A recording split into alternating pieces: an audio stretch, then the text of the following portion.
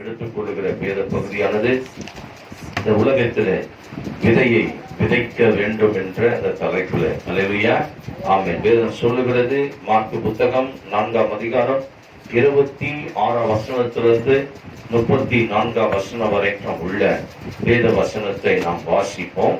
Mark புத்தகம் 4ஆம் அதிகாரம், ஆமென், எடுத்துக் கொள்ளுங்கள். மார்க்கு 4ஆம் அதிகாரம் 26லிருந்து 34 வரைக்கும் உள்ள வேத வசனம்.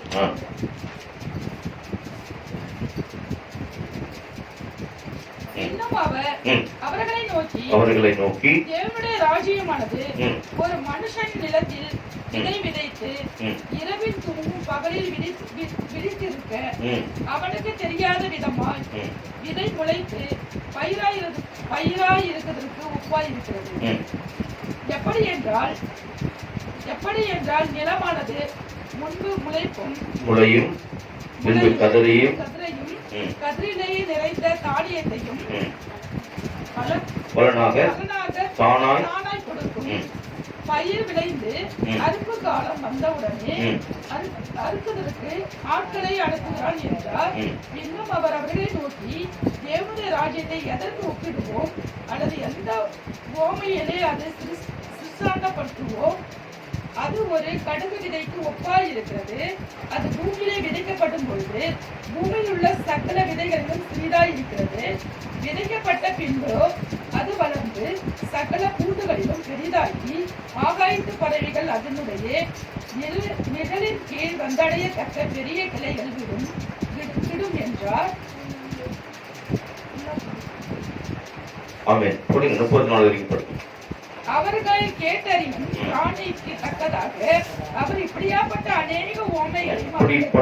அநேக ஓமைகளினாலே அவர்களுக்கு வசனத்தை சொன்னார். ஓமைகளினாலே அன்றி அவர்களுக்கு ஒன்றும் சொல்லவில்லை. சிஷ்யரோடு தனித்திருக்கும் போது அவர்களுக்கு எல்லாவற்றையும் விவரித்து சொன்னார் என்று வேதம் சொல்லுகிறதை நீங்கள் பார்க்கலாம். அல்லேலூயா. அவர் தேவனுடைய ராஜ்யத்திலே ஒவ்வொரு நாளும் வசனத்தை கேட்கணும்.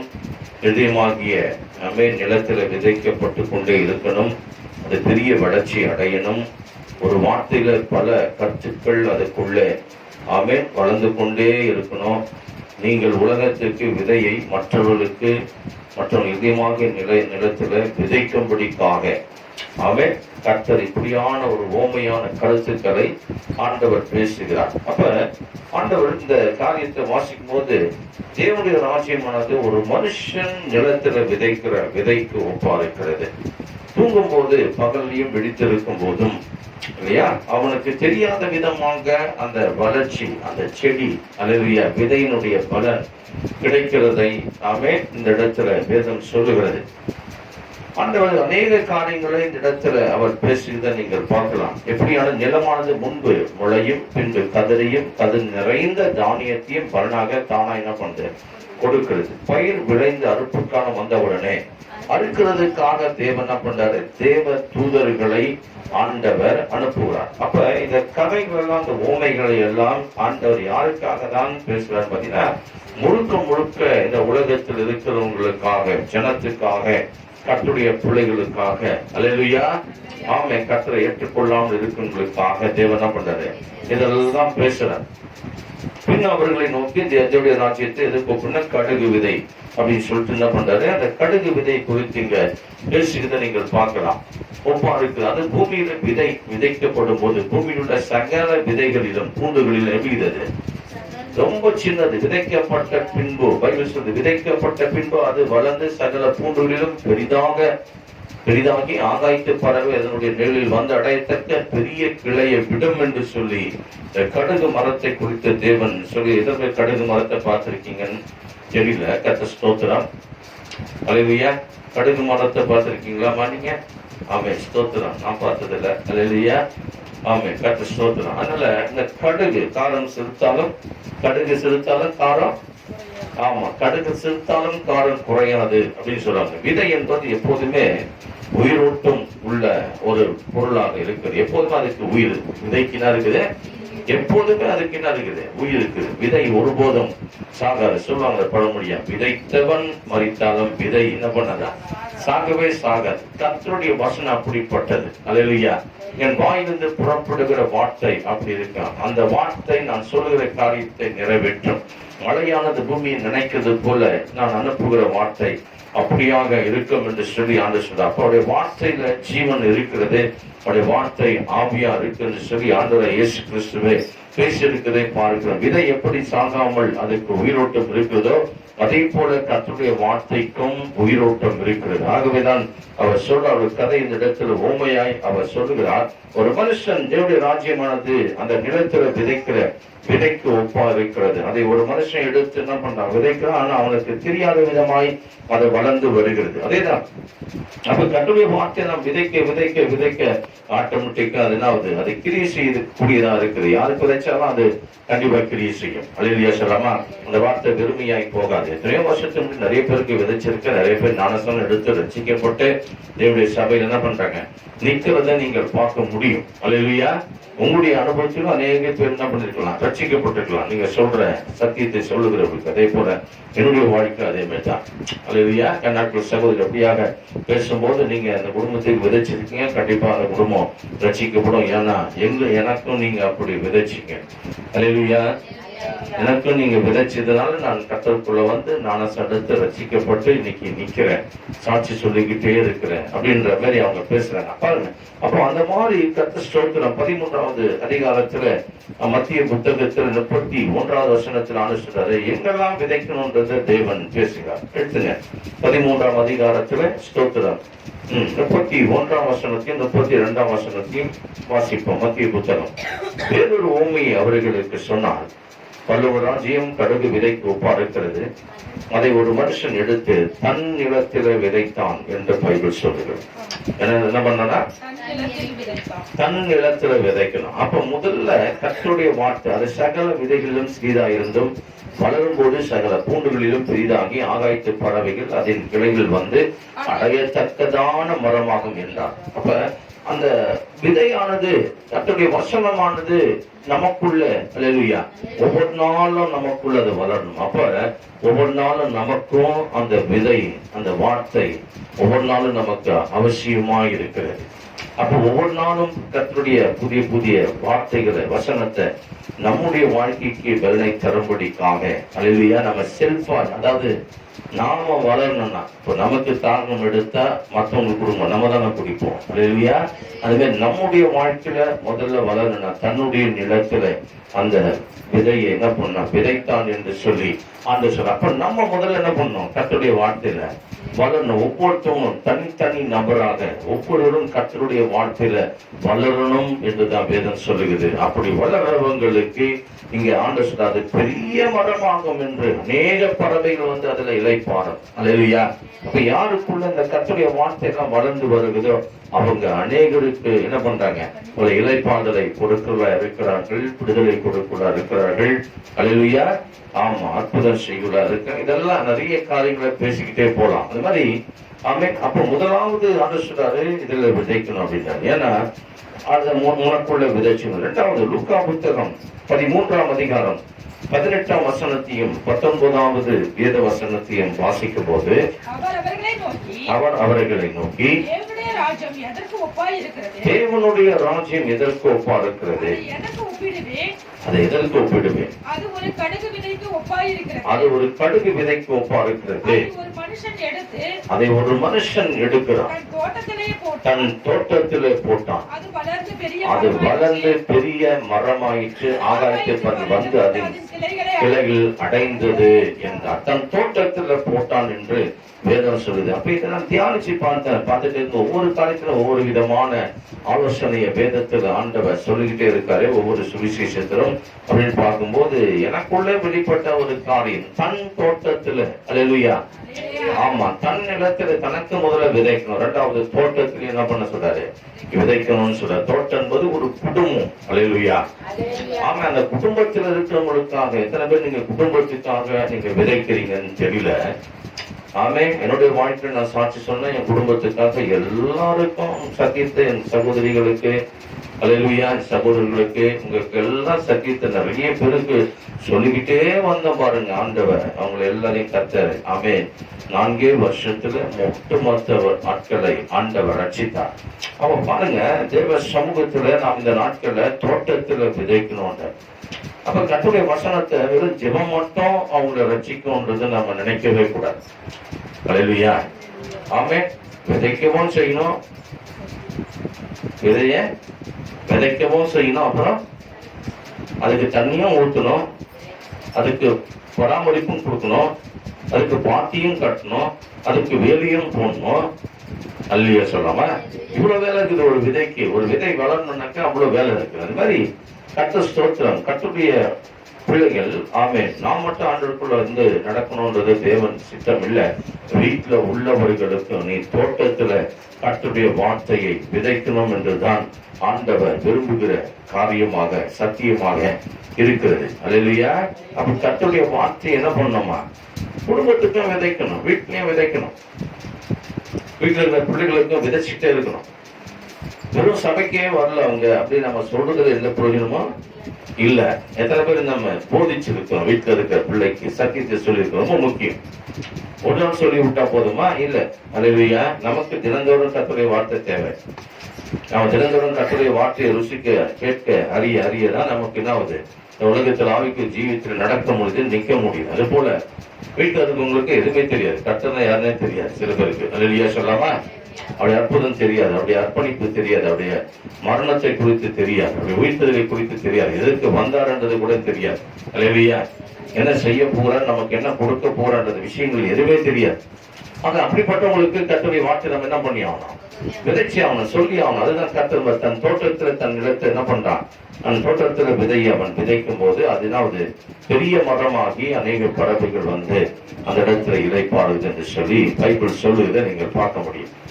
அப்போஸ்தலர் நடபடிகள் புத்தகத்துல 16ஆம் அதிகாரத்துல நீங்க வாசிக்கும் போது பவுலும் ஷீலாவும் அந்த இடத்துல ஊழியத்துக்கு அவர்கள் சென்ற போது அவர்கள் எல்லாம் பிடித்து சிறைச்சாலை போட்டு அவர்களை கட்டி வைத்து கழுமத்தை தளர்ச்சிடா கட்டி வைக்கும் போது சிறைசாலையின் கதவுகள் மிகவும் அதிரத்தக்கதாக அவங்க பாடி கர்த்தரை துதிக்கும் போது பெரிய பூமி அதிர்ச்சி நடந்து அந்த இடத்துல ஒரு பெரிய காரியம் நடக்குது. அப்படி நடக்கும் போது என்ன பண்றாங்க, ஒரு போர் சேவகர் காவல்துறை அதிகாரி என்ன பண்றாரு, அந்த இடத்துல இருக்கிற அவர் என்ன பண்றாரு, பட்டயத்தை எடுத்து இவர்கள் தப்பித்து போய்விட்டார்கள், நான் மேல் அதிகாரிக்கு பதில் சொல்ல முடியாது என்ற காரணத்துக்காக தன்னை கொலை செய்வதற்காக முற்படுகிறார். அப்படி பட்டயத்தை உருவின போது பவுல் அங்க இருக்கிற சவுல் பவுல் என்ன பண்ற, உரத்த சத்தமாய் கூப்பிட்டு ஒன்று உனக்கு கெடுதல் செய்து கொள்ளாதே என்று சொல்லி அவர் சத்தம் போட்டு கூப்பிட்டு அவர் சொல்றதை நீங்கள் பார்க்க முடியும். அந்த நேரத்தில் அந்த மனுஷன் என்ன பண்றாரு, தீபங்களை கொண்டு வர சொல்லி உள்ளே ஓடி நடுநடுங்கி பவுலுக்கும் சீலாவுக்கும் முன்பாக அவர் விழுந்தார் என்று பைபிள் சொல்லுது. யாருகளே? போலீஸ் அதிகாரி, காவல்துறை. அல்லேலூயா.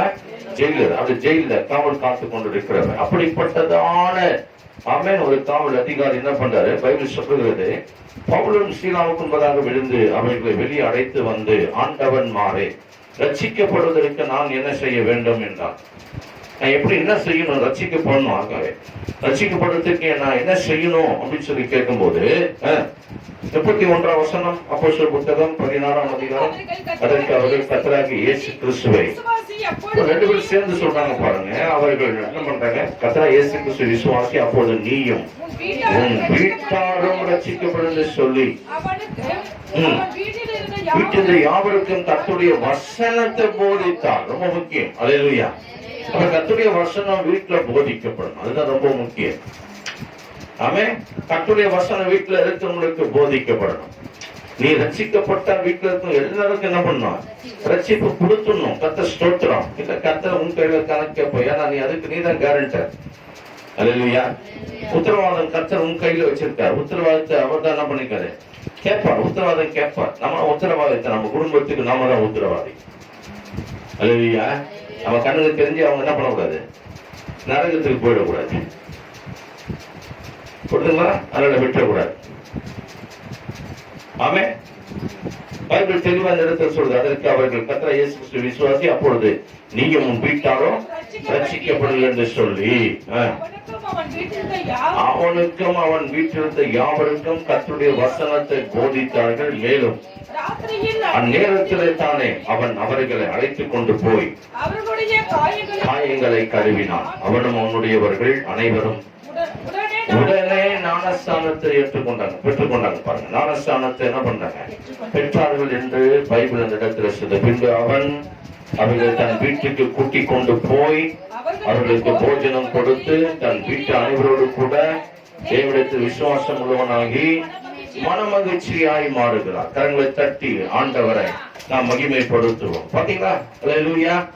அவன் கர்த்தருடைய அந்த வசனம் வீட்டுல வரும்போது, வீட்டுல இருக்கிறவங்களுக்கு ஒரு ரட்சிப்பு வரும்போது அங்க ஒரு மன மகிழ்ச்சியை தேவன் கட்டடுகிறார் என்று வேதம் சொல்லுது. ஏன்னா அவங்க கர்த்தரை விசுவாசிக்க ஆரம்பிக்கிறார்கள். அதனால கர்த்தருடைய வார்த்தை ஏற்றுக்கொள்ளுகிறவர்கள் உலகத்துல பெரிய பெரிய காரியங்களை செய்வார்கள். ஆதி சபையில அப்போஸ்தலர் நாட்கள்ல ஒரு பெரிய ரட்சிப்பு உண்டானது. அந்த நாட்கள்ல நீங்கள் வாசிக்கும் போது அப்போஸ்தலர் புத்தகம் 2ஆம் அதிகாரத்துல நீங்க எடுத்துக்கொண்டு 40ஆம் வசனத்தில் 42ஆம் வசனம் வரைக்கும் உள்ள வேத வசனத்தை நீங்க வாசிங்க. 2ஆம் அதிகாரம் 40ஆம் வசனத்திலிருந்து 42ஆம் வசனம் வரைக்கும் உள்ள வேத வசனம். சாட்சி கூறி மாறுபடுள்ள இந்த சந்ததியை விட்டு விலகி உங்களை ரட்சித்துக் கொள்ளுங்கள் என்று புத்தி சொன்னான். பேதுரு இந்த இடத்துல பேசுகிறார். அங்க இருக்கிற இஸ்ராயல் மக்களுக்கு பேசுகிறார். அல்லேலூயா. மாறுபாடான சந்ததியை விட்டு அப்படின்னு கள்ள உபதேசத்துல நிரம்பி இருக்கிற நீங்கள் சதுசேயர் பரிசேயர் வேத பாடகர் பிரதான ஆசிரியர்களால் வழிநடத்தப்படும் போது அவங்களால சரியான விதத்துல என்ன பண்ண முடியல, அவங்கள அன்றைக்கு வழி நடத்த முடியல. ஏன்னா அவங்களுக்கு தீர்க்க தரிசனத்தின் காரியங்கள் மறைக்கப்பட்டது. இயேசு கிறிஸ்து ஒருவர் இந்த உலகத்துக்கு வந்து பிறந்திருந்தும் அவரை சரியான விதத்துல அந்த தீர்க்க தரிசனத்தின்படி அடையாளத்தை அவர்கள் கண்டுகொள்ளாமல் போனார்கள். காரணம், அதுக்கும் காரணம் இருக்குது. ஏன்னா தேவன் அவர்களுடைய காரியத்துல இந்த தீர்க்க தரிசனத்தை எல்லாம் அறிய முடியாத அளவுக்கு அவங்களுக்கு முக்காடு போட்டார் என்று சொல்லி பைபிள் சொல்லுகிறது. ஏசாயா புத்தகத்தில் அதை குறித்து ஒரு தீர்க்க தரிசனமே இருக்கிறது. அவங்க அறிய முடியாமல் போனார்கள். அல்லேலூயா. அந்த வசனம் அடுத்த வாரம் கேளுங்க, எங்க எங்க இருக்குன்னு சொல்லி உங்களுக்கு சொல்றேன். அல்லேலூயா. அவங்க அறிய முடியாதபடிக்கு அவங்களுக்கு என்னாச்சு, ஒரு முக்காடு போடப்பட்டது. அவன் முக்காடு என்ற வார்த்தை ஏசாயாவுல இருக்கு. 29ஆம் அதிகாரத்தில் இருக்கு. சரி, போய் நீங்க வீட்டுல போய் வாசிங்க, இப்ப திறக்க வேண்டாம். 40ஆம் வசனம் சொல்லுகிறது, இந்த வசனம் இன்னும் அநேக வார்த்தைகளை சாட்சி கூறி மாறுபாடு உள்ள இந்த சந்ததியை விட்டு விலகி உங்களை ரட்சித்துக் கொள்ளுங்கள் என்று புத்தி சொன்னான். அவருடைய வார்த்தையை சந்தோஷமா ஏற்றுக்கொண்டவர்கள் ஞானஸ்தானம் பெற்றார்கள். அன்றைய தினம் ஏறக்குறைய 3000 பேர் சேர்த்துக் கொள்ளப்பட்ட இஸ்ராயல் மக்கள் 3000 பேர் அன்றைக்கு ரட்சிக்கப்பட்டாங்க. அவர்கள் அப்போஸ்தலருடைய உபதேசத்திலும் அந்நியத்திலும் அப்பம் புக்குதலிலும் ஜெபம் பண்ணுவதிலும் உறுதியாய் தரித்திருந்தார்கள். அல்லேலூயா. அப்ப இந்த அப்போஸ்தலருடைய உபதேசத்திற்குள்ளவர்கள், ஏன்னா அப்போஸ்தலர்களை கர்த்தர் நியமித்தார். அப்போஸ்தலர் என்று தேவன் அவர்களை அழைத்தார். அப்போஸ்தலருக்குரிய அபிஷேகத்தை தேவன் கொடுத்தார். அப்போஸ்தலர்களை தேவன் தம்முடைய வார்த்தையில அவர்களை படிப்பித்து 3.5 வருஷம் கர்த்தரோடு கூட தேவனுடைய வார்த்தையை அவர்கள் கற்றுக்கொண்டு வெளிச்சத்தில் அவர்கள் நடக்கும்படிக்கு, இந்த உலகத்துக்கு அவர்கள் வெளிச்சமா இருக்கும்படிக்கு தேவன் அவர்களை வழி நடத்தினார். அல்லேலூயா சொல்லாமா? அதனால அன்றைக்கு 3000 பேருக்கு ஒரு ரட்சிப்பு. 4ஆம் அதிகாரத்தில் நீங்கள் கவனிக்கும் போது 3ஆம் அதிகாரத்தில் இருக்கிற அற்புதங்களை குறித்து தொடர்ச்சியான ஒரு காரியம் தான் இது. ஒரு சப்பானி முடவனா இருக்கு, நடக்க முடியாமல் இருந்த அந்த சப்பானிக்கு ஒரு பெரிய அற்புதம் நடக்கிறது. அவன் எழுந்து நடக்கிறான். அவன் காலெல்லாம் பலன் கொள்ளுகிறது. ஒரு சப்பானி நடக்கிறது அதிசயமான காரியம். அல்லேலூயா. ஒரு மனுஷன் கால் உடைந்து அவனை கொண்டு போய் ஹாஸ்பிட்டல் கொண்டு போனாக்க எலும்பு கட்டு கட்டுவோம், மாவு கட்டு கட்டுவாங்க, அல்லாட்டி உள்ள ஸ்டீல்லாம் வச்சு போல்ட் எல்லாம் போட்டு முடுக்கி, அல்லேலூயா, பல மாதங்கள் ஸ்டோர் மாதங்களை வைத்து அதுக்கப்புறம் அவங்களுக்கு என்ன பண்ணுவாங்க, அந்த போல்ட்டு கைக்கு எடுத்து அதுக்கப்புறம் அவங்களுக்கு மறுபடியும் அதில் ஒரு ட்ரீட்மெண்ட் கொடுத்து நிறைய நாள் ஓய்வு எடுக்கணும். இந்த மாதிரி இந்த மனுஷன் பாத்தீங்கன்னா பிறவிலிருந்து அவன் சப்பானி தான். சப்பானியா தாயின் கற்பத்திலிருந்து பிறந்துட்டான். 42 வயசுக்கு மேற்பட்ட ஒரு மனுஷன் 42 வருஷங்களாக ஒரு 2 வருஷம் தான் வீட்டுல வளர்ந்துருப்பான். அதுக்கப்புறம் கொண்டு வந்து என்ன பண்ணிருப்பாங்க, தேவாலயத்துல கொண்டு வந்து விட்டுட்டு பிச்சை எடுக்க விட்டுட்டாங்க. 40 வருஷம் கிட்டத்தட்ட அவனுடைய சர்வீஸ். என்ன சர்வீஸ்? பிச்சை எடுக்கிற சர்வீஸ். அல்லேலூயா.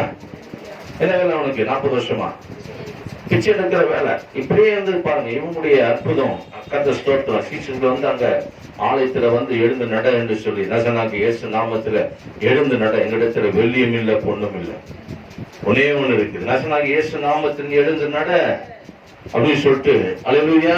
பாருங்க அவங்களே பாருங்க கர்த்தர் சொல்ற விசுவாசத்துல பயங்கரமா நிக்கிறாங்க. ஒரு சப்பானியை பார்த்து எழுந்து நடன்னு சொல்றது சாதாரண விஷயமே இல்லை. நல்லா புரிஞ்சுங்க. இல்லையா சொல்லாமா? ஆமா, அவன் கால் எங்க இருக்கும்? நம்ம வரைக்கும் கால் ஒண்ணு கம்மியா இருக்கும், சின்ன சின்னதா இருக்கும் கால் தான். இல்லையா? முட்டி கீழே எந்த உணர்வும் இருக்காது அவன் காலில். கர்த்தர் ஸ்தோத்திரம். அப்படிப்பட்டவனுக்கு ஒரு பெரிய அற்புதம். தொடர்ந்து 4ஆம் அதிகாரத்துல முதல் வசனத்திலிருந்து வாசித்து பாத்தீங்கன்னா, அவர்கள் ஜனங்களோடு பேசிக் கொண்டு இருக்கையில் ஆசாரியர்களும் தேவாலயத்தின் சேனை தலைவனும் சதுசேயரிடத்தில் வந்து இவங்க எல்லாம் வந்துட்டாங்க பாருங்க. அந்த நிகழ்ச்சி நடக்குது. அவர்கள் ஜனங்களுக்கு உபதேசித்ததினாலும் இயேசுவை முன்னிட்டு மரித்தெழுந்து உயிர்த்தெழுதலை பிரசங்கித்ததினாலும் சினம் கொண்டார்கள். கோபம் அடைகிறாங்க. யாரை குறித்து கோபம் அடைகிறாங்க? உலகத்துக்கு ரட்சிப்பை தந்தவரை, மீட்பை தந்தவரை, பாவத்தை மன்னித்தவரை, நித்திய வாழ்வை கொடுக்கிறவரை. இல்லையா? அவர் மேல கோபப்படுறாங்க. அவருடைய வார்த்தை முன்னிட்டு மரித்திருந்து உயிர்த்தெழுதலை பற்றி பிரசங்கிக்கிறதுனால சினம் கொண்டார்கள் என்று பைபிள் சொல்லுது. யாருங்க? தேவாலயத்தில் இருந்த சேனை தலைவர்களும் ஆசாரியர்களும் சதுசேயர்களுமா இருக்கிற இந்த கூட்டம். அப்ப கர்த்தருக்குள்ள அவங்க சரியா என்ன பண்ணல, நடக்கல. நடந்திருந்தால் ரட்சகரை ஏற்றுக்கொண்டு இருப்பாங்க. அல்லேலூயா, ஆமென். அப்ப அவங்களால் பின்பற்றி வந்த அத்தனை இஸ்ராயேல் மக்களுடைய நிலைமை என்னாச்சு? முற்றிலுமாய் ரட்சிப்பு இழந்த மக்கள் ஆயிருந்தார்கள். அதுல தப்பித்துதான் 3000 பேர் ரட்சிக்கப்பட்டார். அல்லேலூயா, ஆமென். தொடர்ந்து நீங்க இந்த பகுதியை வாசித்தீங்கன்னா, அவர்களை பிடித்து சாயங்காலமா இருந்தபடினால மறுநாள் வரைக்கும், ஆமா, பேதுரு கூட இந்த மற்ற சிசுலாம் சேர்த்து என்ன பண்ணிட்டாங்க? காவல்ல போட்டாங்க, சிறையில போட்டாங்க. மறுநாள் வரைக்கும் அவங்க அங்கேயே இருக்கிறாங்க. எது நிமித்தம்? இயேசு கிறிஸ்துவை முன்னிட்டு பிரசங்கித்தது நிமித்தம். மரித்தெழுந்து அவர் உயிர்த்தெழுந்தார் என்று சொல்லி அவரை பிரசங்கித்ததுனால, அல்லேலூயா, அந்த மனுஷன் நடந்த அற்புதத்தினால அவரை குறித்து விசுவாசிக்கும்படிக்கு அவர்கள் பேசினதுனால இந்த காரியம் நடக்கிறது. அவங்க சிறைசாலை போட்டாங்க. வசனத்தை கேட்டது அநேகர் விசுவாசித்தார்கள். அவர்கள் தொகை ஏறக்குறைய 5000. 3000 பேர் ரட்சிக்கப்பட்டாங்க. அப்புறம் 5000 பேர் என்ன பண்ணிட்டாங்க? பெருகிட்டாங்க. அல்லேலூயா சொல்லாமா? 5000 பெருகுது. தொடர்ந்து வாசித்தீங்கன்னா, மறுநாளிலே ஜனங்களுடைய அதிகாரிக்கும் மூப்பரும் வேதபாரகரும் இவங்க எல்லாம் வராங்க பாருங்க. மறுநாள்ல ஒரு பெரிய கூட்டம் கூட்டுறாங்க. யாரு வராங்க? ஜனங்களுடைய அதிகாரிகள், மூப்பர்கள், வேத பாரகர்கள், பிரதான ஆசாரியர்களுடைய குடும்பத்தார் யாரும் குடும்பமா வந்து போகுது. எருசலேம்ல கூட்டம் கூடுறாங்க பாருங்க. கூட்டம் கூடி 7ஆம் வசனத்துக்கு வாங்க. கூட்டம் கூடி அவர்கள் நடுவே நிறுத்தி, நீங்கள் எந்த வல்லமையினால் எந்த நாமத்தினால் இதை செய்தீர்கள், இந்த அற்புதம் செய்தீங்க என்று கேட்டார். இந்த மனுஷன் எப்படி சுகமாக கேட்டாங்க. அல்லேலூயா. அது பதில் சொல்றாங்க. அடுத்த வசனம், பரிசுத்த ஆவியிலே நிறைந்து அவர்களை நோக்கி, ஜனத்தின் அதிகாரிகளை, இஸ்ரவேலின் மூப்பர்களை, பிணியாளியாய் இருந்த இந்த மனுஷனுக்கு செய்யப்பட்ட உபகாரத்தை குறித்து, எதனாலே இவன் ஆரோக்கியமானான் என்று நீங்கள் இன்று எங்களிடத்தில் விசாரித்து கேட்டால், உங்களால் சிலுவையில் அறையப்பட்டவரும் மரித்தொழுந்து எழுப்பப்பட்டவருமா இருக்க நசனாகிய இயேசுவின் நாமத்தினாலே இவன் உங்களுக்கு முன்பதாக சொஸ்தமாய் நிற்கிறான் என்று உங்க எல்லாருக்கும், இஸ்ரவேல் ஜனங்கள் எல்லாருக்கும் தெரிந்திருக்க கடவது. கரங்களை தட்டி ஆண்டவரை மகிமைப்படுத்தும். தைரியமா பேசலாம்.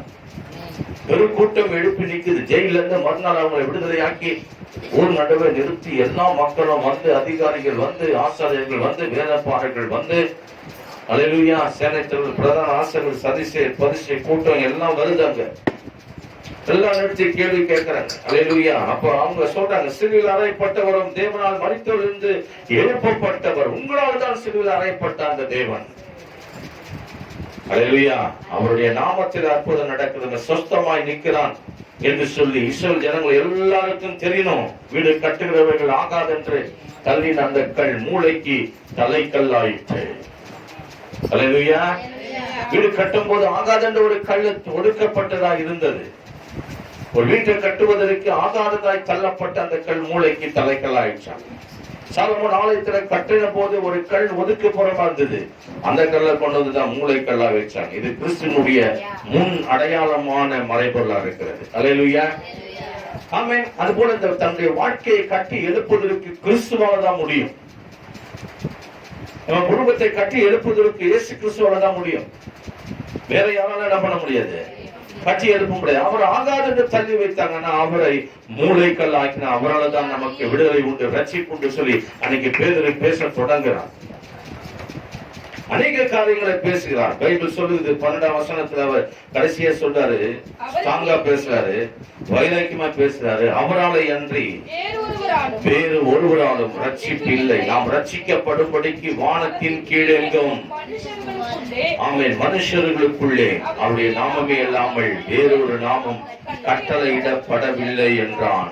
அல்லேலூயா, சொல்லாமா, ஆமென். அப்ப அவருடைய நாமமே அல்லாமல் வேறு ஒரு நாமத்தில் என்ன இல்ல, ரட்சிப்பு இல்ல. பேதையா இருந்தவங்களை கர்த்தர் வாயை திறந்து அவர் அன்றைக்கு அவர்கள் வல்லமையாய் பேசும்படிக்கு தேவன் செய்த அவருடைய அற்புதங்கள் அதிகமா நடக்குது அவங்களால. 5ஆம் அதிகாரத்துல 14வது 12ஆம் வசனத்திலிருந்து 15ஆம் வசனம் வரைக்கும் உள்ள வேத வசனத்தை நீங்க வாசித்து பாத்தீங்கன்னா, எடுத்து வாசிங்க. அப்போஸ்தலருடைய கைகளினாலே அநேக அடையாளங்களும் அற்புதங்களும் ஜனங்களுக்குள்ளே செய்யப்பட்டது. எல்லோரும் ஒருமனப்பட்டு சாலமோனுடைய மண்டபத்தில் இருந்தார்கள். இப்போ சாலமோனுடைய மண்டபத்துல உலாவி கொண்டிருக்கிறாங்க. தொடர்ந்து வாசித்தீங்கன்னா, மற்றவர்கள் ஒருவரும் அவர்களுடனே சேர துணியவில்லை. ஆமா, நிறைய பேர் அந்த நாட்கள்ல அவங்க கர்த்தர் இயேசு கிறிஸ்துவுக்குள்ளும் அந்த அப்போஸ்தலருக்குள்ளும் சேர துணியலையா. நாங்க ஒரு பெரிய பயங்கரமான காரியம் நடந்தது. அல்லேலூயா. அனனியாவும் சப்பரியாலும் என்ன பண்ணிட்டாங்க, தேவனுக்கு முன்பதாக பொய்ய சொல்லுறதுனால தன் நிலத்தை வித்து கர்த்தருடைய ஆலயத்தில் கொடுக்கும் போது பாதி எடுத்து பாதியை கொடுத்தாங்க. 2 பேரும் கணவன் இருவரும் சம்பந்தப்பட்டிருந்தாங்க. அதனால அங்க ஒரு, ஆமென், உடனே மறைச்சிட்டாங்க அவங்க.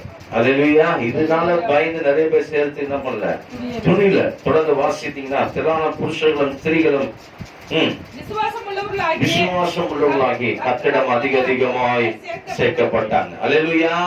ஒரு பக்கம் நிறைய பேர் செய்யல, இன்னொரு பக்கம் அதிகமா 5000க்கு மேல தாண்டி கணக்கே இல்லாம அதிகமாய் கத்திடத்துல சேர்க்கப்பட்டு கொண்டிருந்தார்கள். கரங்களை தட்டி ஆண்டவரை மகிமைப்படுத்தும். தொடர்ந்து வாசித்தீங்கன்னா, புருஷர்களும் ஸ்திரீகளும் விசுவாசம் உள்ளவர்களாகி கட்டிடம் அதிகமாய் சேர்க்கப்பட்டார்கள். பிணியாளிகளின் படுக்கையின் மேலும் கட்டிலின் மேலும் கிடத்தி. பேதுரு நடந்து போகல, கைய வச்சு கூட அவன் ஜெபிக்கல, வாயை சார்ந்து கூட ஜெபிக்கல. அல்லேலூயா. in the name of Jesus அப்படின்னு கூட சொல்ல அவரு. ஆனா ஜெபிக்கும் போது அதிகமா இந்த வசனத்தை, இந்த வார்த்தையை பயன்படுத்துங்க.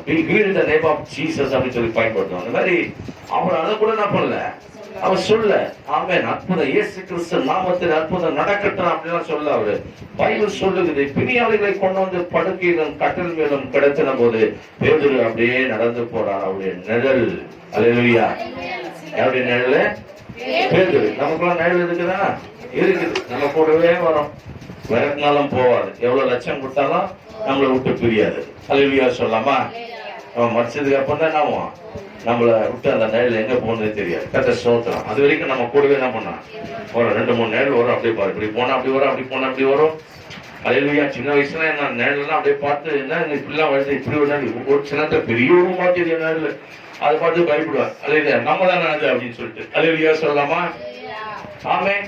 அந்த மாதிரி கர்த்தர் ஸ்தோத்திரம். அவருடைய நிழல் பட்ட உடனே பைபிள் சொல்லுகிறது 15ஆம் வசனம் மீண்டும் வாசித்தீங்கன்னா, படுக்கையின் மேலும் கட்டில்கள் மேலும் கிடத்தி பேதுரு நடந்து போகிறார். அவருடைய நிழலாகிலும் அவர்கள் சிலர் மேல் படுபடுத்தி அவர்களை வெளியே வீதிகளில் கொண்டு வந்து வைத்தார்கள். அல்லேலூயா. பாத்தீங்களா, அப்ப கர்த்தருடைய வசனம் சொல்லுது, அவருடைய நிழலாகில அவர்களை சில மேல் படும்படிக்கு அவர்களை வெளியே வீதிகளை கொண்டு வந்து வைத்தாங்க. எல்லாரும் குணமாக்கப்பட்டாங்க. சுற்றுப்புறம் இந்த திரளான ஜனங்கள் பிணியாளிகளையும் அசுத்தாவியால் பாதிக்கப்பட்ட எருசலேமுக்கு கொண்டு வந்தார்கள். அவங்க எல்லாரும் அற்புதம் நடக்குது, பெரிய அற்புதம் அதுக்கப்புறம் நடக்குது. திரள் கூட்டம் அவங்களுக்குள்ள பெருகிக் கொண்டே இருந்தார்கள். ரட்சிப்பு அதிகமா இந்த நாட்கள்ல இஸ்ராயல் மக்களுக்குள்ள வந்துகிட்டே இருந்தது பாருங்க. அல்லேலூயா. எல்லாரும் இல்ல, ஆமென். ஒரு சில கூட்டம் அன்னைக்கு ரட்சிக்கப்பட்டு கொண்டே இருந்தது. பெரிய பெரிய அற்புதம் அன்னைக்கு நடந்தது. ஆமென். விதைச்சுக்கிட்டே இருக்கிறாங்க. அல்லேலூயா. அப்ப இதுதான் கர்த்தர் தன் தோட்டத்துல விதைக்கணும், பிறகு தன் நிலத்துல விதைக்கணும், மற்றவர்களுக்கு நீ விதைக்கணும். உனக்கு மாத்திரம் அல்ல, நீங்களும் வளரணும், உங்க குடும்பத்தில் இருக்கவங்களும் கர்த்தருடைய வசனத்துல வளரணும். அதை தாண்டி வெளியில இருக்கிறவங்களுக்கும் கர்த்தருடைய வசனம் புறப்பட்டு போகணும். இதுதான் தேவன் விரும்புகிற காரியம். அல்லேலூயா. அதெல்லாம் செஞ்சிருந்தீங்கன்னா இந்நேரம் உங்க பின்னாடி நிறைய பேர் சபைக்கு என்ன பண்ணுவாங்க, உங்க கூடவே நானும் வரவங்க கூட அப்படின்னு வந்து நினைப்பாங்க. அல்லேலூயா. அதெல்லாம் செய்யாததுனால தான் நீங்க மட்டும் என்ன பண்றீங்க, வரீங்க. அல்லேலூயா. அதெல்லாம் செய்ய ஆரம்பிச்சுன்னா போதும், குடும்பம் ரட்சிக்கப்படும், உங்களை சுற்றி இருக்கவங்க ரட்சிக்கப்படுவாங்க. ஆமென். அப்ப அதெல்லாம் செய்யணும்ன்றதுதான் கர்த்தருடைய விருப்பம். அப்ப கர்த்தருடைய ஜனம் கர்த்தருக்குள்ள வளரணும். ஆமென். தேவன் ஒருவரை தன் வசமாய் அவர் திசை திருப்புகிற தேவனாய் இருக்கிறார். ஆகவேதான் அவர் ஓமையாய் அவர் பேசுகிறார். வேதத்துல வாசிக்கும் போது 25ஆம் அதிகாரம் மத்திய புத்தகம் 29ஆம் வசனத்தை வாசிக்கும் போது அந்த வசனத்துல அவர் சொல்றார், அவர் ஓமைகளாக அந்த வார்த்தையை அவர் என்ன பண்றார், உலகத்துக்கு அவருடைய ஜனத்துக்கு தேவன் பேசுகிறார் என்று சொல்லி வேதம் சொல்லுகிறது. 25ஆம் அதிகாரம் 29ஆம் வசனம்.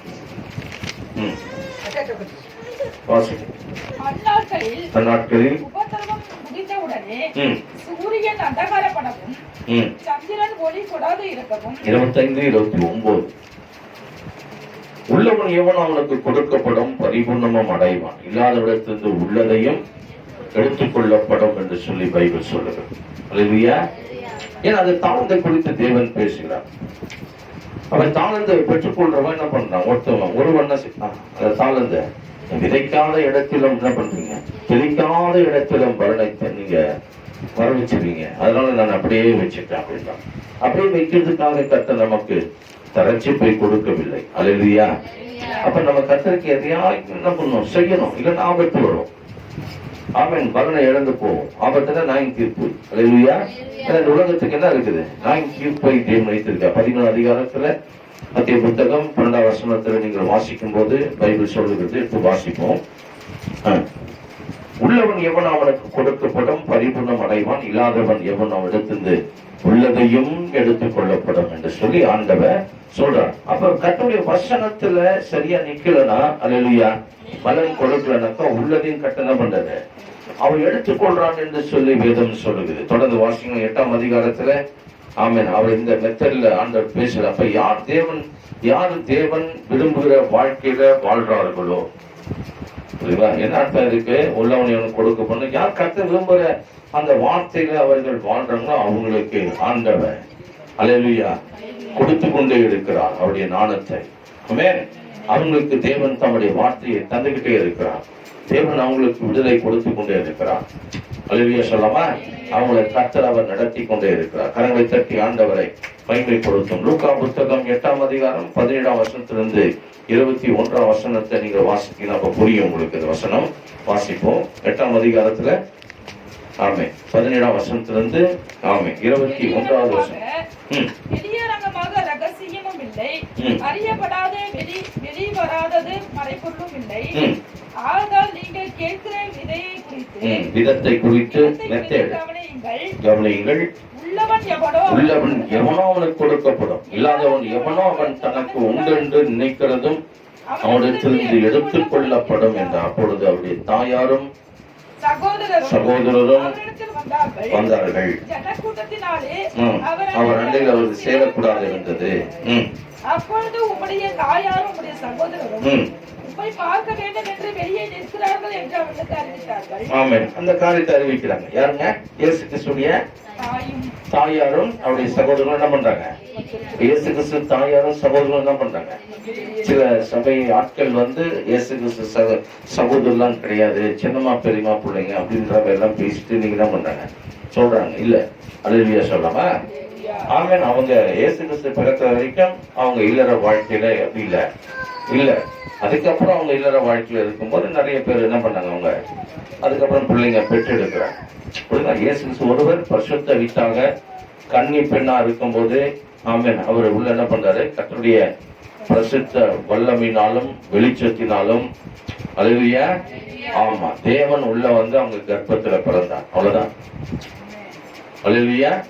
அதன் பிறகும் இந்த உலகத்தின் மாமிசத்தின் பிரகாரமாக அவங்களுக்கு மற்ற பிள்ளைகளும் பிறக்கிறாங்க. அவன் அவங்களும் என்ன பண்றாங்க, இயேசுவை பார்க்கறதுக்கு அன்னைக்கு வராங்க.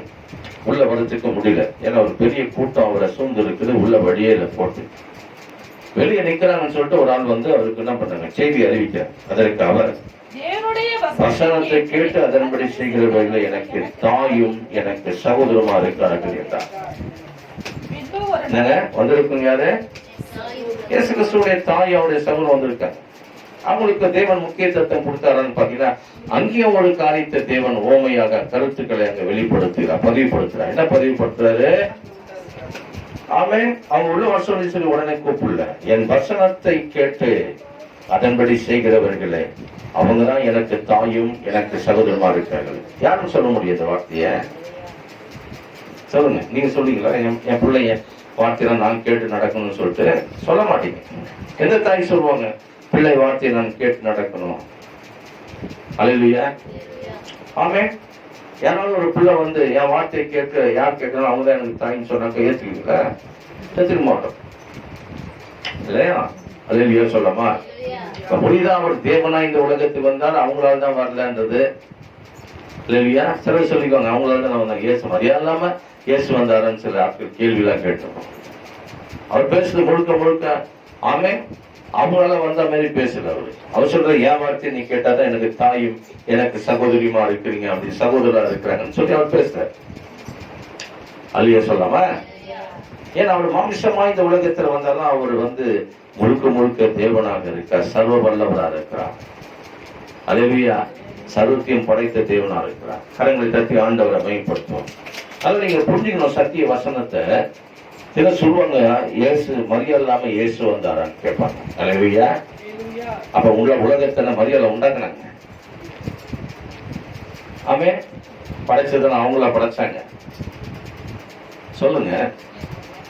உலகம் தோன்றி 4000 ஆண்டுகளுக்கு அப்பதானே அவங்க வராங்க இந்த உலகத்துக்கு, மரியாதை பிறக்கிறாங்க இல்லையா? ஆமென். அல்லேலூயா. அது நல்லா புரிஞ்சுக்கணும். அதற்கு அவர் தேவனுடைய வசனத்தை கேட்டு அதன்படி செய்கிறவர்கள் எனக்கு தாயும் எனக்கு சகோதரமா இருக்கிறார்கள் என்றார். பின்பு போதும், சரி. அப்ப கர்த்தருடைய வசனத்தை யார் கேட்கணும் அப்படின்னு என்ன அர்த்தம்? தேவ சித்தத்தை யார் செய்கிறாங்களோ அவங்களை கர்த்தர் அவரை ஏற்றுக்கொள்றார், சகோதரா ஏற்றுக்கொள்றார், தாயா ஏற்றுக்கொள்றார். அல்லேலூயா. ஆமென். அப்ப கர்த்தருடைய வசனத்தின்படி அவர் சொல்றாரு, அப்படி ஏற்றுக்கொள்ளும் போது இந்த உலகத்துல ஆமென் தேவன் நல்ல விளைச்சலுக்கு பிறகு இந்த உலகத்துல அறுவடை இருக்கும். எப்படி ஒரு நிலத்துல ஒரு மனுஷன் தன் நிலத்துல தன்னுடைய விதையை விதைக்கும் போது அந்த நிலத்துல அவனுக்கு என்ன கொடுக்குது என்று சொன்னால் முளை கிளம்புகிறது, அதுக்கப்புறம் கதிர் விடுகிறது, அதுக்கப்புறம் நிறைந்த தானியங்களும் அவனுக்கு தானே உண்டாகிறது என்று சொல்லி அந்த இடத்துல வேதம் நமக்கு சொல்லுகிறது. அல்லேலூயா. இன்னும் பாருங்க, நம்ம விதைக்கிற ஒரே ஒரு என்ன சொல்லுது, ஒரு தேங்காய் விதைச்சா ஒரு தேங்காய் தானே கொடுக்கணும். நாம எதிர்பார்க்கிறது ஒரு 100 தேங்காய் அந்த மரம் கொடுக்கணும்னு எதிர்பார்க்கிறோம். ஏன் இதெல்லாம் இப்ப நமக்கு நடக்குதாங்க? இதெல்லாம் தேவனுடைய செயல் பாருங்க. ஒன்னே ஒண்ணுதான் விதைச்சா, ஆனா பயங்கரமா வருது. அல்லேலூயா. ஒரே ஒரு விதத்தை வச்சு ஆனா பெரிய மரமாகி நிறைய கனிகள் அங்க உண்டாது. ஆமென். அப்ப இது எப்படி நடக்குது? இது தேவனால் நடக்கிற காரியமாக இருக்கிறது. அல்லேலூயா. ஆமா, இதெல்லாம் யோசிக்கிறதுல நம்ம பாருங்க. அப்ப கர்த்தர் சொல்றார், தன் நிலத்துல விதைக்கும் போது அது பலன் கொடுக்குது. விளைச்சலுக்கு பிறகு என்ன இருக்கும்? அறுவடை இருக்கும். ஒரு நிலம் விளைகிறது என்றால் அது நல்லதும் கெட்டதும் சேர்ந்துதான் என்ன பண்ணும்? மாம்பழம் நல்லா இருக்கும் பார்க்கறதுக்கு. அல்லேலூயா. அதை ஓபன் பண்ணி பார்த்தா தெரியும், இவ்வளவு பூச்சியும் ஒரு ஓட்டையும் இருக்கும். அப்படி அல்லேலூயா. நல்ல பயிர் விளைஞ்சி நல்லா விளைஞ்சது. அப்ப சீசன் சொன்னால நல்ல நிலத்து நல்லது தானே விதைச்சிங்க, இப்படி கதர்லாம் வந்து போச்சு, பதர்லாம் வந்து போச்சு அப்படிங்கிற கதரும் பதரும் கலந்து வந்துச்சு. அதுவே நாங்க கொடுத்துட்டோம். இல்ல அறுவடை வரைக்கும் அது வளரட்டும். அறுக்கிறவர்களை தூதர்களை அனுப்புவோம். அப்போது எடுத்து தனித்தனியா பிரிப்பார்கள். நல்லது அவருடைய களஞ்சத்துல சேர்ப்பார்கள். பதறியோ ஆமா அணைக்கவே முடியாத அக்னியில் அது எரிஞ்சிட்டே இருக்கும். பதரை குறித்தான் தேவன் பேசியிருக்காரு. மனுஷர்களை குறித்து தான் தேவன் இந்த இடத்துல பேசியிருக்கிறார் என்பதை நீங்கள் அறிந்து கொள்கிற சத்தியமாக இருக்கும். அதனால ஒரு நிலம் விளைகுது என்றால் நல்லதை கெட்டது சேர்ந்துதான் என்ன பண்ணும், அறுவடை நடக்க போகிறது. அதை குறித்து வெளிப்பட்ட விசேஷம் 14ஆம் அதிகாரத்துல 15ஆம் வசனத்தை நீங்க வாசித்து பாத்தீங்கன்னா பைபிள் சொல்லுகிறது. எடுத்துங்க 14ஆம் அதிகாரத்துல 15வது வசனம்.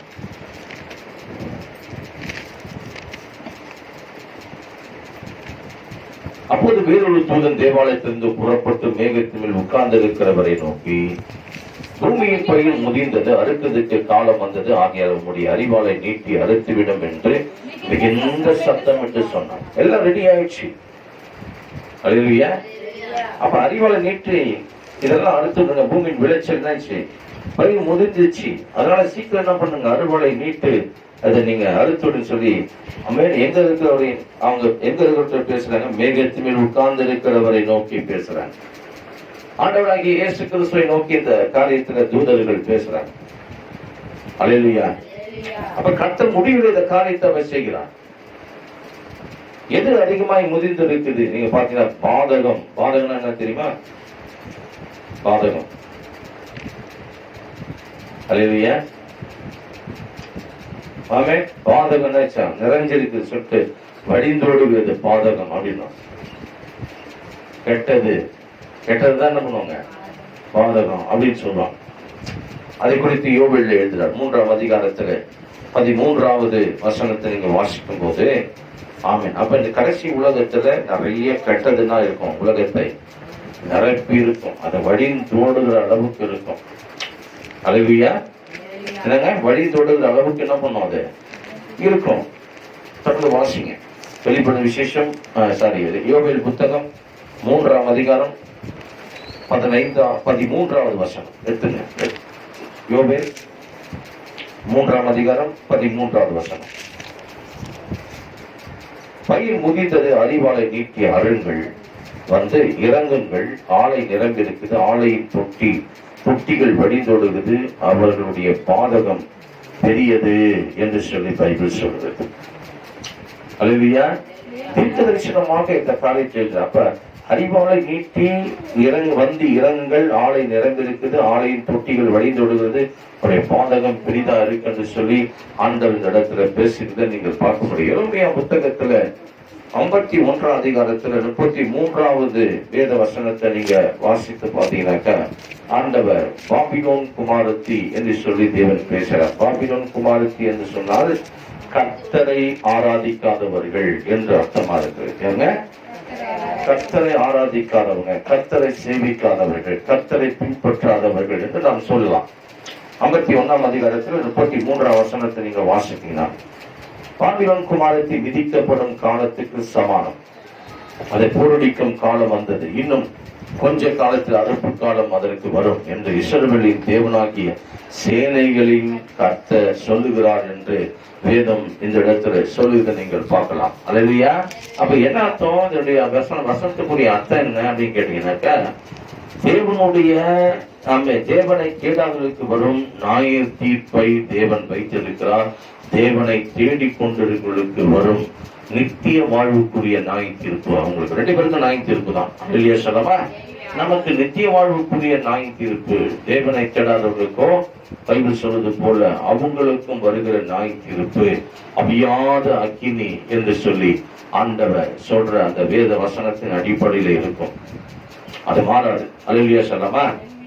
இப்ப யார் பரலோகத்துக்கு போவா? தேவனோட கூட நித்தியமா அந்த ஆத்மா ஆவிக்குரிய வாழ்க்கையில வாழும் அப்படின்னாக்கா தேவனை தேடுறவங்களும் ரட்சிக்கப்பட்டவர்களுமே அன்றி வேறு ஒருவரும் தேவனுக்கிட்ட என்ன பண்ண முடியாது, சேர முடியாதுங்க. நல்லா புரிஞ்சுங்க. அல்லேலூயா சொல்லவா?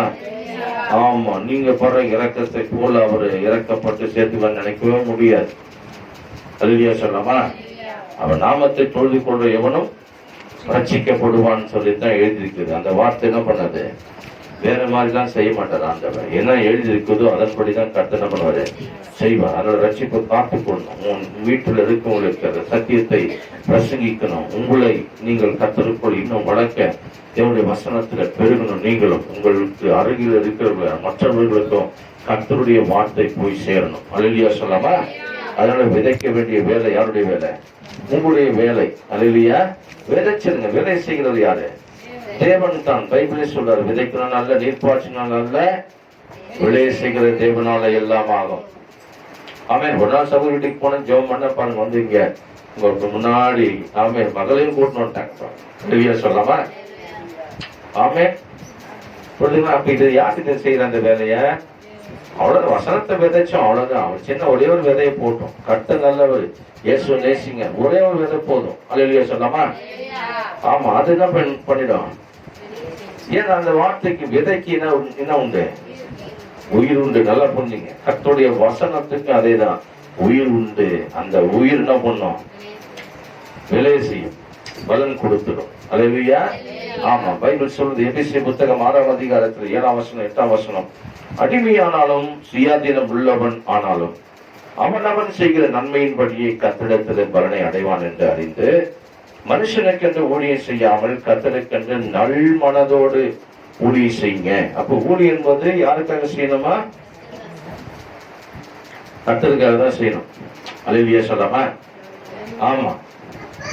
பேதுரு பிரசங்கம் பண்ணிட்டே இருக்காங்க, இந்த நாமத்தை குறித்து சொல்லவே கூடாதுன்னு சொல்லி பயங்கரமா மிரட்டுறாங்க. அவங்க சொல்றாங்க, மனுஷனுக்கு நாங்க செவி கொடுக்க மாட்டோம், தேவனுக்கு தான் நாங்க செவி கொடுப்போம். அல்லேலூயா. அதோட கர்த்தருடைய வேலை செய்யும் போது நிறைய பேர் எதிர்ப்பாங்க தான், தடுப்பாங்க தான். அதை பார்க்க வேண்டிய அவசியம் இல்லை. நீங்க செய்கிறது யாருக்கு இல்ல?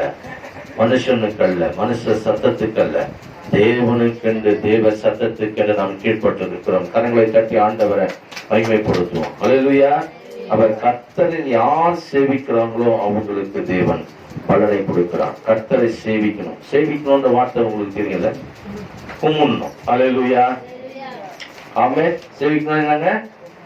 கும்பிடணும். யாரை கும்பிடணும்? இயேசு அப்பாவை கும்பிடணும். அல்லேலூயா சொல்லாமா? அப்ப நம்ம யாரை கும்பிட்டு வரோம்?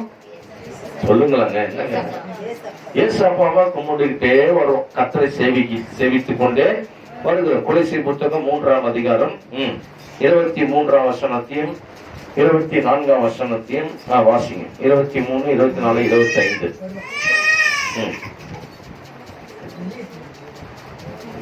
277ஆம் பக்கம். நீங்கள் கர்த்தராகிய கிறிஸ்துவை சேவிக்கிறதுனால சுதந்திரமாக்கிய பலனை கர்த்தராலே பெறுவீர்கள் என்று அறிந்து. ஆமென். இப்போ கர்த்தரை சேவிக்கணும்னா என்ன கிடைக்கும்? சுதந்திரமான பலன் உங்களுக்கு தேவன் வைத்திருக்கிறார். அல்லேலூயா. அப்புறம் தொடர்ந்து வாசித்தீங்கன்னா, எதை செய்தாலும் அதை மனுஷனுக்கென்று செய்யாமல் கர்த்தருக்கென்று மனப்பூர்வமாய் செய்யுங்க. அல்லேலூயா. அவன் கர்த்தருக்குன்னு எப்படி செய்ய சொல்றாரு? மனப்பூர்வமா. அநியாயம் செய்கிறவன் தான் செய்த அநியாயத்தை கேட்ட பலனை அடைவான், பட்சபாதமே இல்லை. அல்லேலூயா. ஆமென். அப்ப இந்த உலகத்துல நிறைய பேர்கிட்ட நீங்க அமர்ந்துட்டே இருக்கலாம். அல்லேலூயா. உங்கள் வாழ்க்கையில் அநியாயம் நிறைய நடந்து கொண்டு இருக்கலாம், வெளியே கூட நீங்க சொல்லாமல் இருக்கலாம். அல்லேலூயா சொல்லாம? பைபிள் சொல்றது, அநியாயம் செய்கிறவன் தான் செய்த அநியாயத்துக்கு ஏற்ற பலனை அடைவான், பட்சபாதம் பார்க்க மாட்டான். அல்லேலூயா. ஆமென். அந்த நேரத்தில் ஆண்டவர் என்ன பண்ண மாட்டாரு? பட்சபாதம் பார்க்கவே மாட்டார். அதனால ஊழியம் செய்கிறவர்கள் சுவிசேஷத்தை அறிவிக்கணும். கர்த்தருடைய வசனம் சபைக்கு வரணும். சரியா? கர்த்தரை சேவிக்கிறதுக்கு என்ன பண்ணணும்? ஊழியம் செய்யணும், சபைக்கு சரியா வரணும், கர்த்தரை ஆராதிக்க வரணும். முக்கியமா அல்லேலூயா. ஏன்னா பரலோகத்துல பிரசங்கம் கிடையாது, கர்த்தரை மகிமைப்படுத்திக்கிட்டே இருக்க போகிறோம். அல்லேலூயா. அப்ப இங்க நம்ம கர்த்தரை பாடி கரங்களை தட்டி கர்த்தரை உயர்த்தி மகிமைப்படுத்த தெரிஞ்சிருக்கணும். அல்லேலூயா. குறித்த நேரத்துல இங்க நேரத்தை கர்த்தரை ஆயத்தம் பண்ணி வச்சிருக்காருனாக்கா 5 மணிக்கு தான் பண்ணணும், வந்து கர்த்தரை ஆராதிக்கணும். காலையில 9 மணிக்கு சபைனா 9 மணிக்கு தான் பண்ணணும், கர்த்தரை ஆராதிக்கணும். இதுதான் கர்த்தர் விரும்புகிற காரியமா இருக்கிறது. சில நாட்கள் வெறும் பிரசங்கத்தை மட்டும் கேட்டா போதும் சொல்லிட்டு என்ன பண்றாரு? பிரசங்க நேரத்தில் சில பேர் ஆமையான்னு சொல்லும் போது வருவாங்க, அது வேற. அல்லேலூயா. அல்லேலூயா. புரியுதுங்களா? அது ஒரு கூட்டம் இருக்குது. அப்ப அந்த மாதிரி கர்த்தர் ஸ்தோத்திரம், அந்த குறித்த நேரத்தில் ஆராதனைக்கு என்ன பண்ணணும்? நம்ம வரணும். அது ரொம்ப முக்கியம். வெளிப்பட்ட விசேஷம் எடுத்துங்க. 22ஆம் அதிகாரம் 11ஆம் வசனத்திலிருந்து 13ஆம் வசனம் கடைசியா வாசித்து முடிக்க போகிறோம். வாசிப்போம். உங்களுக்கு சாட்சியாக இல்ல 11ஆம் அதிகாரம் 22வது அதிகாரத்துல 22ஆம் அதிகாரத்துல 11ஆம் வசனத்துல இருந்து 13ஆம் வசனம் இப்ப சொல்ற ஆண்டவரு அங்க என்ன சொல்றாரு, அநியாயத்துக்கு கேட்ட பலனை அடைவாங்க, பச்சை பாதை இல்ல அப்படின்னு தேவன் சொல்லிட்டார் இல்லையா. பச்சை பாதை என்ன அர்த்தம், பாரபட்சம் பார்க்க மாட்டார், சரி போன போகுது அப்படின்ற விஷயம் எல்லாம் யாத்து இருக்காது, அறுவடையில இருக்காது. அல்லேலூயா சொல்லாம இப்ப இருக்கும். ஆமே இப்ப இருக்குன்னா இப்ப மனம் திரும்பிடணும், மன்னிப்பு கேட்டு ஆண்டுட்ட திரும்ப கிட்டி சேர்ந்துடணும். அல்லேலூயா சொல்லாமா, செய்த தவற உணர்ந்துடணும், உணர்ந்து கத்துட்டு ஒப்பு கொடுத்தணும், இனி செய்ய மாட்டேன்னு முடிவு எடுக்கணும். அல்லேலூயா சொல்லாமா. கடைசி நாட்கள்ல அதெல்லாம் கிடைக்காது, எக்ஸ்கியூஸ் எல்லாம் கிடைக்காது. கடைசி நேரத்துல கொஞ்சம் ஆமே சோத்திரம் போட்டு போங்க சொல்ல முடியாது அவர்கிட்ட. பைபிள் சொல்லுது கடைசி நாட்கள்ல அந்த முடியும் போது, அறுவடை நடக்கும் போது அநியாயம் செய்கிறவன் இன்னும் இது இப்போதைக்கு தேவன் என்ன பண்ணிட்டாரு, ஃப்ரீடம் கொடுத்துட்டாரு. ஏதம் தோட்டத்தை போல. அல்லேலூயா. ஏதம் தோட்டத்துல ஆண்டு என்ன பண்ணிட்டாரு, அவங்க ஃப்ரீடம் தான் விட்டாரு. ஃப்ரீடம் தான் சொல்லுவாங்க. ஏதம் தோட்டத்துல அநியாயம் இல்லை, ஆனா கர்த்தருக்கு கீழ்ப்படுகிற ஒரு பிரமாணத்தை தேவன் என்ன பண்ண ஏதம் தோட்டத்துல வைத்தார். ஆனா அவங்க கீழ்ப்படுகிற பிரமாணத்தை அவங்க விட்டுட்டு பிசாசின் சத்தத்தை போய் அவர்கள் கீழ்ப்படிந்து அநியாயம் செய்தார்கள். அல்லேலூயா. பாவங்களை மறைத்தார்கள். ஆதாம் தன் பாவங்களை மறைத்தான். பைபிள் சொல்லுது, நம்ம சொல்லி கொண்டிருப்போம் ஏவாள் தான் அதுக்கு காரணம் சொல்லி. இல்ல ஆதாம் தன் பாவத்தை மறைத்தான் என்று வேதத்தில தீர்க்கதரிசனத்தில தேவன் எழுதுகிறார். அல்லேலூயா. அப்ப ஒளிந்தான், மறைத்தான். அடுத்த மேல பழி பொழுத மறைக்கிறது. புரியுதுங்களா? அவர்கிட்ட மறைக்கிறது என்னது, பழி அடுத்த மேல போட்டு தன்னா அவங்க தப்பிச்சுக்குவாங்க, அதுதான் மறைக்கிறது. அவ பாருங்க, பைபிள் சொல்ற இடத்துல வேதத்தை நீங்க வாசிக்கும் போது அநியாயம் செய்கிறவன் இன்னும் அநியாயம் செய்யறான். கர்த்தர் ரெவலேஷன்ல வெளிப்படுத்த விஷயத்துல சொல்லும் போது அவர் சொல்லிட்டாரு, இன்னும் அநியாயம் செய்ய அப்படின்ட்டு. அசுத்தமாய் வாழ்றியா, இன்னும் அசுத்தமா வாழுன்னு சொல்லிட்டு கர்த்தர் ஃப்ரீடம் கொடுத்திருக்காரு. இந்த ரெண்டு காரியத்தையும் இந்த உலகம் இந்த ரெண்டு பிரிவுல வாழ்ந்து கொண்டிருக்கிற ஒரு கூட்டம் இருக்குது. இன்னும் ரெண்டு பிரிவுல வாழ்ற இன்னொரு கூட்டம் இருக்குது. என்ன கூட்டம்? நீதி உள்ளவன் இன்னும் நீதி செய்யட்டும், பரிசுத்தம் உள்ளவன் இன்னும் பரிசுத்தமாகட்டும். கரங்களை தட்டி ஆண்டவரை மகிமைப்படுத்துவோமா. அல்லேலூயா. அப்ப இந்த ரெண்டு நிலையில் இருக்கிற கூட்டமாக நீங்கள் நானும் இன்றைக்கு நிக்கணும்ன்றதுதான் கர்த்தர் விரும்ப. ஏன்னா இதோ சீக்கிரமாய் வருகிறது, அவனுடைய கிரியைகளின் படி அவனவனுக்கு நான் அளிக்கும் பலன் என்னோட கூட வருகிறது. 13 வருஷம் நான் ஆல்பா ஒமேகாவும் ஆதியும் அந்தமாய் முந்தினவரும் பிந்தினவராயிருக்கிறேன். அல்லேலூயா. ஆக முன்பு எழுத்துக்குரிய காரியமாக கர்த்தர் நியாயப்பிரமாணத்தின்படி மனிதனே சட்டத்தின்படி தீர்ப்பு அவங்களே கொடுக்கணும், அவங்களே தண்டனை கொடுக்கணும். கண் பல்லுக்கு பல்லு, அடிக்கு அடி, உதைக்கு உத, குத்து குத்து. அல்லேலூயா. கையை உடைச்ச கையை உட, காலை உடைச்ச காலை உட, கண்ணன் ஒண்ண கண்ணன் ஒன்று. புரியுதுங்களா? பல்ல உடைச்சா பல்ல உட, அதுதான் பல்லுக்கு பல், கண்ணுக்கு கண், கைக்கு கை, காலுக்கு கால். இது நடந்தது. சட்டத்தின்படி கட்டணம் பண்ணாரு. மனுஷனை கொண்டு நியாயம் தீர்க்கணும்னு சொல்லிட்டு சட்ட பிரமாணத்தை இஸ்ராயல் மக்கள் கட்டல் கொடுத்து என்ன பண்ணாரு, வழி நடத்தினார். ஆனா புதிய பாட்டு வருகிற நியாயம் தீர்ப்பானது சரித்தில இருக்கிறதை விட ஆவிக்குரிய காரியத்தில் இருக்கிறது. அல்லேலூயா. சரீரம் மண்ணோட மண்ணா என்ன ஆகுது, அது ஒன்றுத்துக்கும் பிரயோஜனம். அதனால சரீரத்தில் எப்படி வேணா வாழணும் இல்லை, சரீரத்திலையும் கர்த்தரை மகிமைப்படுத்துற அளவுக்கு இந்த சரீரத்தை பரிசுத்தமாய் ஆண்டு கொள்ளணும். அல்லேலூயா. புரியுதுங்களா? இதை சரியா பராமரிக்கணும். இதுக்கு சரியான உணவு அதுக்கு என்ன பண்ணணும், சரீரத்துக்கு வேண்டியது போகணும் கரெக்டா. அல்லேலூயா. அதை விட்டக்கூடாது. அவன் நிறைய பிள்ளைங்க தண்ணியோட குடிக்க மாட்டேங்க. மனுஷனுடைய அந்த ஜீவ வாழ்வு எதிர வச்சிருக்கிற ஆண்டவன் தண்ணியிலே வச்சிருக்கிற ஆண்டவன். தண்ணி நிறைய குடிக்கணும். 80% நம்ம உடம்புல தான் இருக்குது, தண்ணீரை தான் இயங்குது உடல். புரியல, நிறைய பேருக்கு புரியல. அல்லேலூயா. தண்ணியை குடிச்சாதான் சர்க்குலேஷன் ஆகும், ஃபில்டர் ஆகும். அது தண்ணியை குடிக்காமலே விட்டாங்க ஆகும், அது உடல் நாற்றம் எடுத்துருங்க, ஸ்மெல்ல போட்டுரும். அல்லேலூயா. அதுதான் அடிக்கிறீங்கன்னா ஒண்ணா. ஆமா, தண்ணி குடிக்கணும். அதுதான் உடல் என்ன பண்ணும், சுத்தமா வச்சுக்க, ஆரோக்கியமா வச்சுக்க. இப்ப புரிஞ்சுங்க. அதனால கர்த்தர் சொல்றாரு, சரித்தை எப்படி வேணா வாழணும் இல்ல. கர்த்தர் புதிய பாட்டில் வச்சிருக்க தண்டனை ஆவிக்குரிய தண்டனையா இருக்கிறது, ஆத்மாவுல கிடைக்கிற தண்டனை. ஆத்மா எத்தனை பேர் பார்த்துருக்கீங்க? யாருமே பார்க்கல. அல்லேலூயா. அது நமக்குள்ள இருக்குது. சிந்தையின் திறனா இருக்குது, ஆற்றலின் திறனா இருக்குது, யோசனையின் திறனா இருக்கிறது. அல்லேலூயா.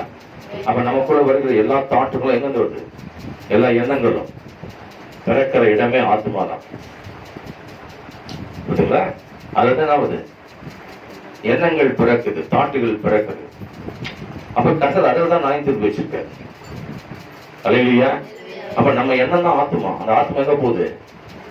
நீதி செய்கிற இன்னும் நீதி செய்யும் போது, பரிசுத்தமா வாழ இன்னும் பரிசுத்தமா வாழும் போது அது கர்த்தர்கிட்ட போய் சேருகிறது. அறிவாலை நீட்டும்படி கர்த்தர் தூதர்களை அனுப்பி அவர் செய்ய போகிற நியாய தீர்ப்புல அல்லேலூயா அநேகம் செய்கிறவன் தக்க பலனை கர்த்தர் கொடுக்க போகிறார். தேவனை சேவிக்கிறவங்களுக்கு அல்லேலூயா நித்திய வாழ்வையும் முடிவில்லாத வாழ்வையும் தேவன் தரப்போகிறார். அந்த ஆத்மா பிழைக்க போகிறது. ஆமென். நீங்க கர்த்தருக்குள்ள வந்து நீங்க நிற்கும் போது முடிவு வரைக்கும் உங்கள் ஆத்மா தேவனுக்குள்ள அது பிழைக்கும். அறுவடை நடக்கும் இந்த உலகத்தில். அல்லேலூயா. அதனால உங்க நிலத்துல நீங்க தினந்தோறும் உங்களுக்கு உங்க தேவனுடைய வசனம் விதைச்சுக்கிட்டே இருக்கணும். உங்க குடும்பத்தில் இருக்கிறவங்களுக்கும் கர்த்தருடைய வசனத்தை விதைக்கணும். குடும்பத்துக்கு வெளியில இருக்கிறவங்களுக்கும் கர்த்தருடைய வசனத்தை நாம் விதைக்கும்படி அல்லேலூயா உத்தரவாதம் கர்த்தர் நம்முடைய கையில வச்சிருக்கார் என்று அறிந்து அந்த மனதோடு நாம் இந்த உலகத்துல வாழும்படிக்கு நாம் அழைக்கப்பட்டிருக்கிறோம். அல்லேலூயா. ஆமென். வெறும் பணமும் காசுமும் நம்முடைய வாழ்க்கை அல்ல. அது நல்லா புரிஞ்சுங்க. ஆமென். ஏன்னா உலகம் அப்படிதான் வாழ்ந்து, காசே தான் கடவுளப்பா அப்படின்னு. காசுதான் ஆமா இல்லையா? நம்ம அந்த தாட்ல என்ன பண்றது? அது எனக்கு தேவை. அல்லேலூயா. ஒரு ஊழியர் சொல்றாரு, அது நான் போடுற செருப்பு அப்படின்னு பாருங்க. ஆமென். தேவைன்னா போட்டுக்கோ. அதுக்கப்புறம் என்ன பண்ணுவாங்க? எப்போதுமே போட்டுன்னு பெட்ரோல் தான் பட்டுன்னு ஷூ போட்டுங்க, செருப்பை போட்டுங்க இல்ல அல்லையா சொல்லவா? பணம் நல்ல காரியத்துக்கு உதவும், அவ்வளவுதான். எல்லாவற்றுக்கும் உதவும், அவ்வளவுதான்.